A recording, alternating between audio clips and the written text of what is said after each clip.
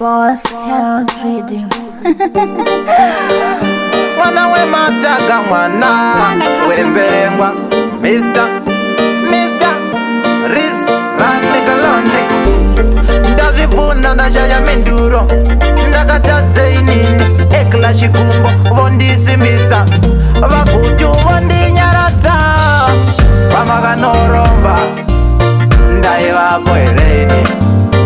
muchepewa are ndaivapoereni muchepewa rova ndaivapoereni muchedzoka kumba ndaivapoereni kana ndaisavapo wai ndichishungurudzwa ngorara inini ndinotomudza ndinorota ndichira nechikara chisingafe kurota ndichishuta taura kudai ndatiza kumba handina chekutaura saka ndachaura vamakanoromba ndaivapoereni muchepewa are ndaivapoereni muchepewa ruva ndaivapoereni muchedzoka kumba ndaivapoereni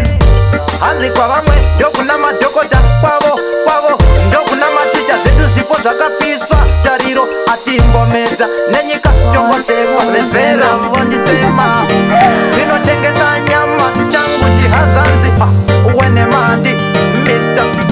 Riz Ranakalonde vamakanoromba ndaivapoereni muchepewa are ndaivapoereni muchepewa ruva ndaivapoereni muchedzoka kumba ndaivapoereni ndakapedza krawa rese ndakazunza ng'anga dzese chirimo chemhuri asi nehasha pachiso handindudzi ndiite mota inodona goreri ya mombe dzakafa hatina wani kupikisa tiite nhumbu inobva vamakanoromba ndaivapoereni muchepewa are ndaivapoereni muchepewa ruva ndaivapoereni muchedzoka kumba ndaivapoereni vamakanoromba ndaivapoereni muchepewa are ndaivapoereni muchepewa ruva ndaivapoereni muchedzoka kumba